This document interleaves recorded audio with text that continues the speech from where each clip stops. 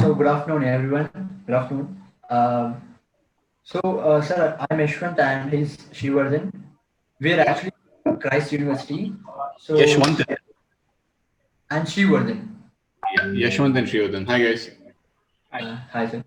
And we're actually from Christ University. So, we're pursuing our BCom in third semester.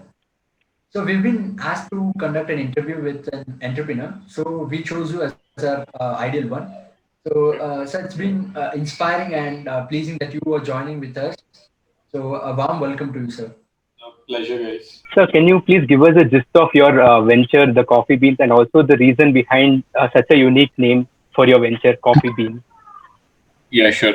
So I used to work for a company called ThoughtWorks before this. ThoughtWorks is one of the very well-known leading tech consulting companies in India.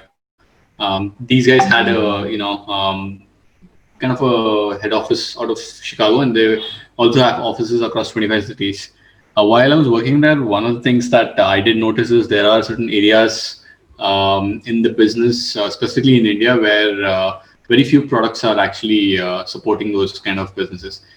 We saw a lot of opportunity, and we at that point of time there were certain things that we wanted to build, and thought was was able to help with some of them, and they were not necessarily interested in that. So I felt like there was a bunch of things that we could actually do on our own, right?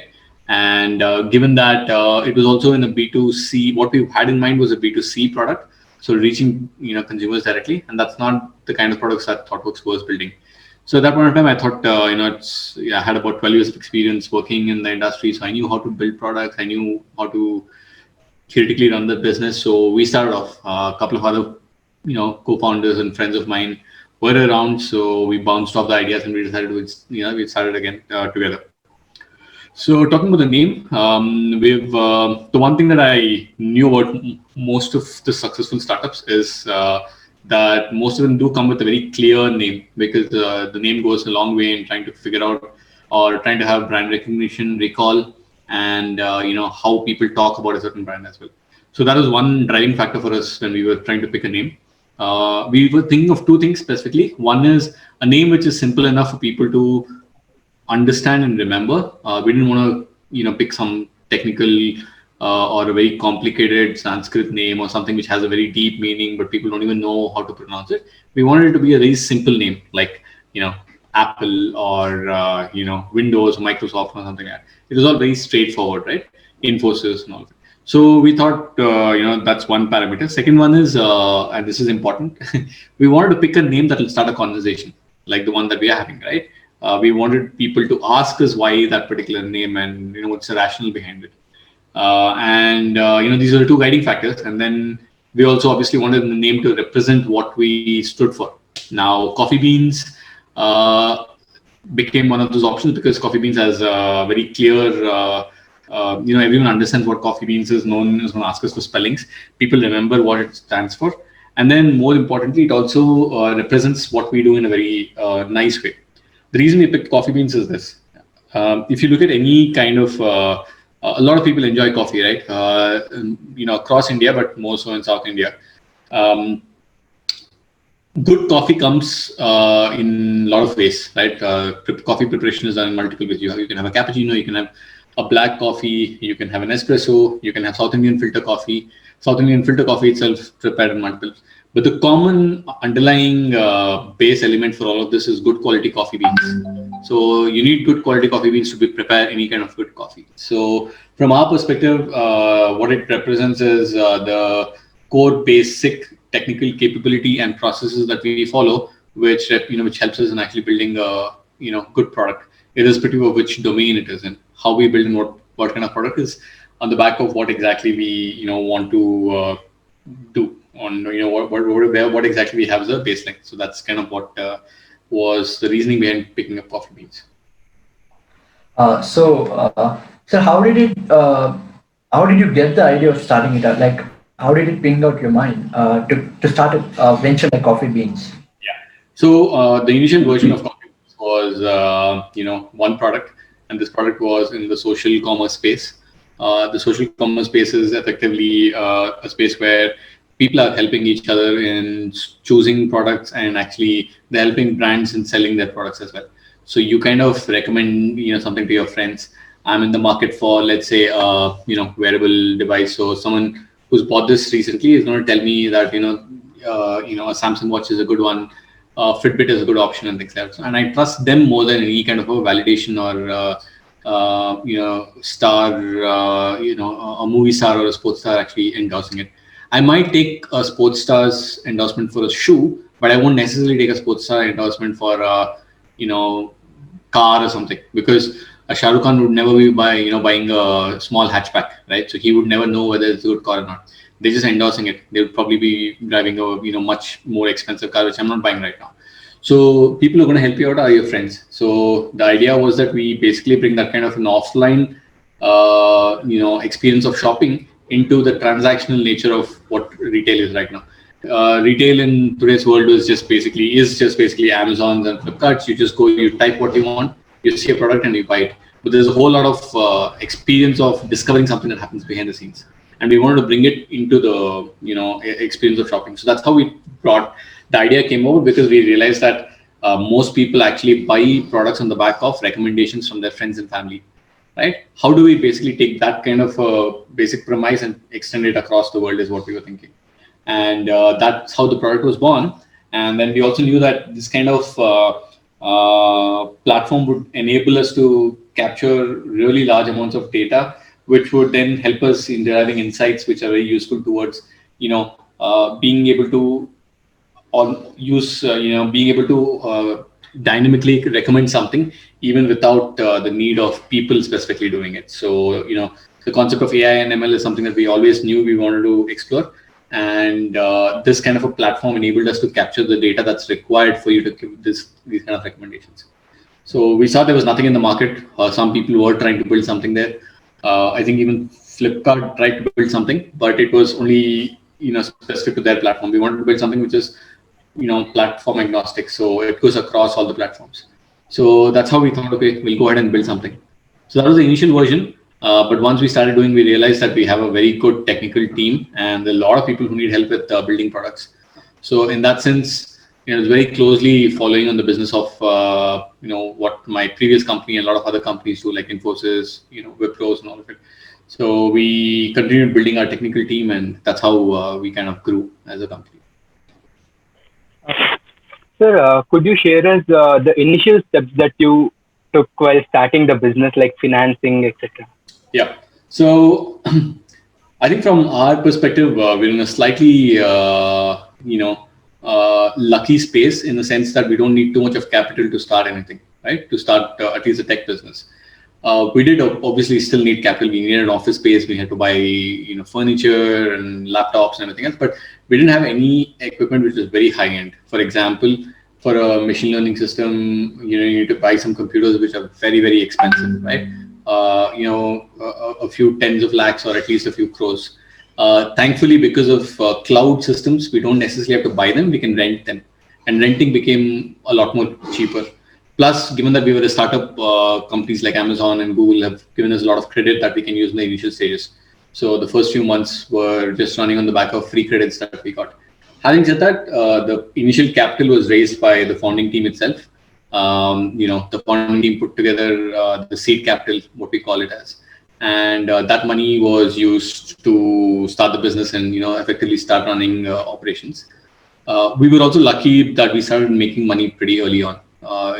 Because of the fact that we were always doing services. The services part of the business started generating revenue, and the product side of the business was also kind of managed on the back of that.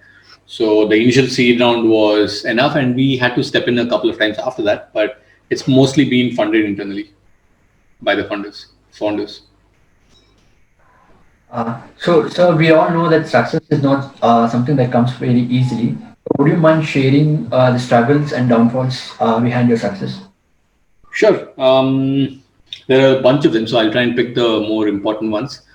One of the biggest issues that we had was that of inertia. When we are starting off something, it's very difficult to get those initial bits of work, because almost everyone looks for experience and what you've done before and everything else. As a company, it's very difficult to provide that because we were just starting up. But what we did was we used our experience from our previous organizations, right? Saying that, hey, we've been doing it for this long. We've started new, but here's what we can do. We also had to, work for a very.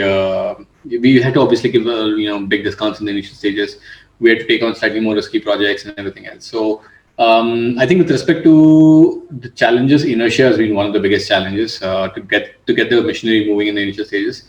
We were lucky in the sense that we were able to tap into some of our existing contacts, our friends, other companies, and everyone who were able to give us work pretty early on. The second biggest challenge, and this is something that we are facing even today, is that of hiring the right kind of people. I think most organizations have this problem, more so in the services industry, in the technical space. Given that we are in a place where there's so many technical companies, there's so much of tech work that happens over here, especially on the software side.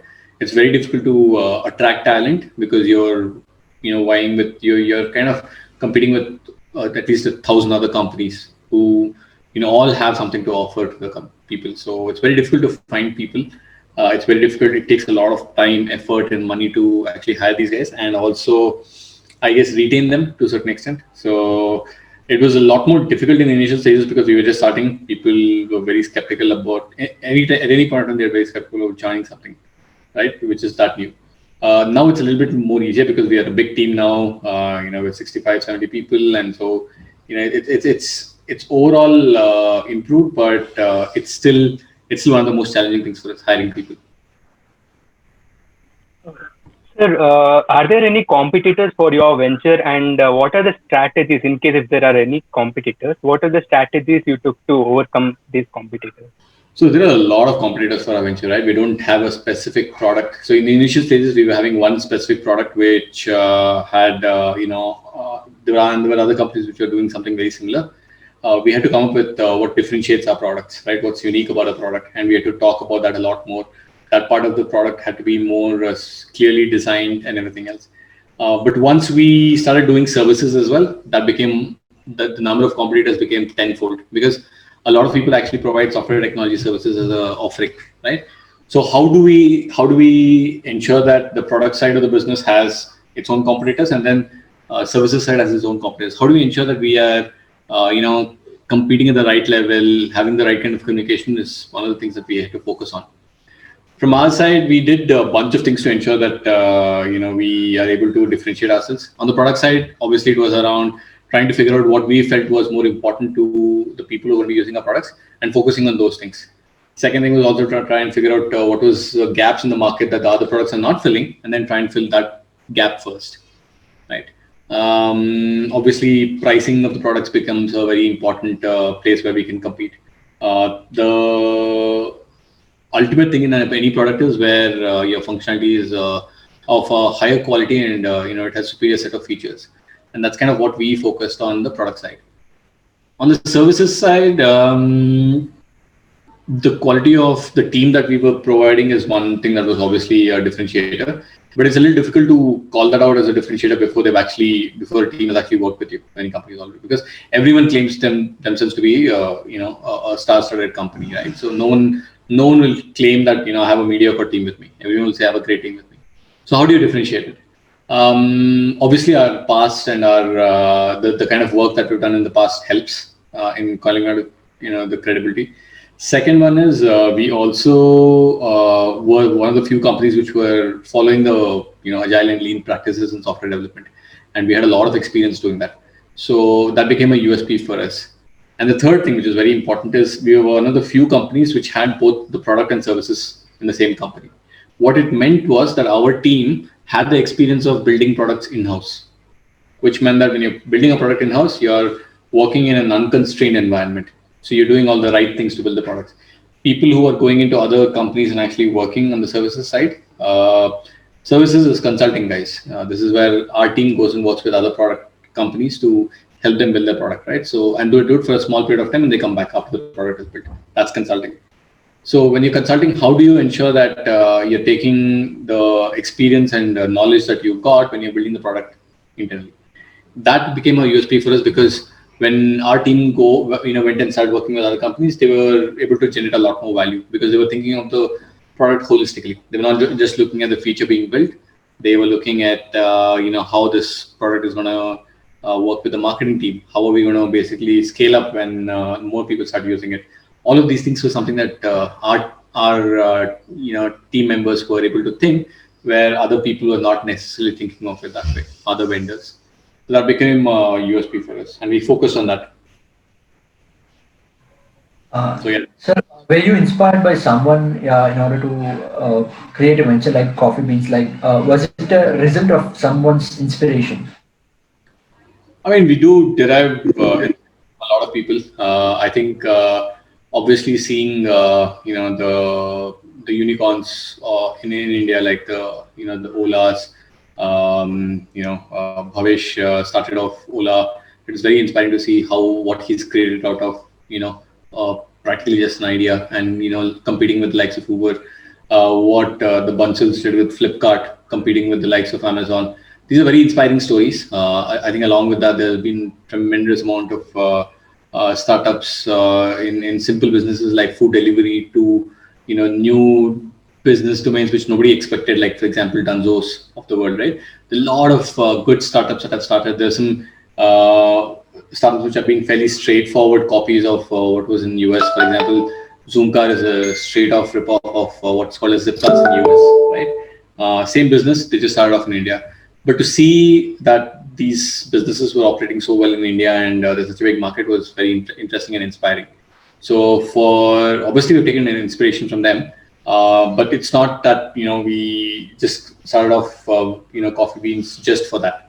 It was it was something that we always wanted to do, and we continue to derive inspiration from that from the big startups, not just in India but also the likes of Elon Musk is a big favorite in within CB. We do respect him a lot for not just the companies that he has built, but the companies that he continues to build, and just the sheer aspirations that a company like his has. Apart from that, obviously seeing Amazon grow to where it is today, that's also very inspiring. And there's some really interesting, products and I guess so it's not services as much. A lot of very interesting products and offerings that have started off more recently. So all of them have been inspiring for us. We take a lot of cues from them. We take a lot of inspiration from them. Yeah. Cool. And are there any future plans of yours, like for expansion? yeah, of course. Our plan is to not just grow geographically across other cities, but also in terms of the kind of value that we're generating. We are currently working with a very small subset of companies which have very specific needs, and they require help in specific areas. We do see the role of data, artificial intelligence, and machine learning as a very big part of any business going forward. For the last 2 or 3 years, we've been actually honing our skills there. We have a lot of products who actually use AI and ML internally. We have a lot of models that we have trained for these products. There's a lot of in-house knowledge and experience for these products, right? So we are focusing on continuing that knowledge and experience and helping a lot of companies to a point where we can actually start impacting how the businesses use the power of these technologies to actually enhance their own services and their own offerings to their customers. In that sense, we definitely are looking at becoming one of the niche tech consulting companies in India to start off with, and then expand our footprint globally as well. We already have a small presence in US. We have a small presence in Southeast Asia. We do some work in the European market, but we don't have any physical presence there. Over the next few years, we definitely intend to expand both within India as well as globally. Sir, what would you suggest the young entrepreneurs who are still anticipating to enter the business field? What would be your word of advice for them? So I think the two things I would advise. One of them is be very clear on why you want to do this and what you want to get out of this. I've seen a lot of businesses start off just on the back of wanting to do something without necessarily knowing what. I think it's very important to know what you're trying to do. While it may sound very glamorous saying I'm an entrepreneur, entrepreneurship is not in itself it's by no measure an easy thing to do. You have to be extremely committed, extremely focused, working long hours. There's a lot of non-glamorous things that you'll have to do to ensure that your product goes ahead. And all of these will happen only if you have a clear goal as to what you want to achieve out of this, right? And it's okay to not jump onto it straight away. It took me 12 years to decide to do this. When I came out of college, I definitely wanted to start something very similar to what Mintra does now, but I didn't do it, and it was fine, right? Because it takes a lot of courage and I think hard work to get to where you start running your own company. And if you think you're not ready for it, it's okay to wait. But it's very important to know what you want to do rather than just saying, okay, I'm going to start something on my own. Start with the problem. That problem is something that you should be passionate about solving, and only then you would be in a position to actually code. You need to have something very clear in your mind that you want to do, and after that, it's a whole lot of hard work and everything else. Second thing is, whenever you start something, remember that startup is a fancy word for a business. At the end of the day, when you do something on your own, it's a business, right? It could be as simple as buying a book and selling it to someone else. It could be as simple as buying T-shirts and selling it to someone else. It could be as simple as manufacturing a T-shirt and selling it. But the point is, it is a business, and you have to figure out how to make money out of it. It has to be profitable. We've had some really big stories in the form of Facebooks and Googles who have started off with no clear business model, and I'm sure these kind of companies will continue to happen, but majority of them can't survive if they're not making money, right? Your VC money or raising capital should not be the aim of any business, and that seems to be the only thing most businesses are thinking of nowadays. How do I raise the next round, right? So my suggestion and my honest advice to whoever starting this would be to ensure that from the very first day, start thinking about how to make money, right? A business cannot survive otherwise.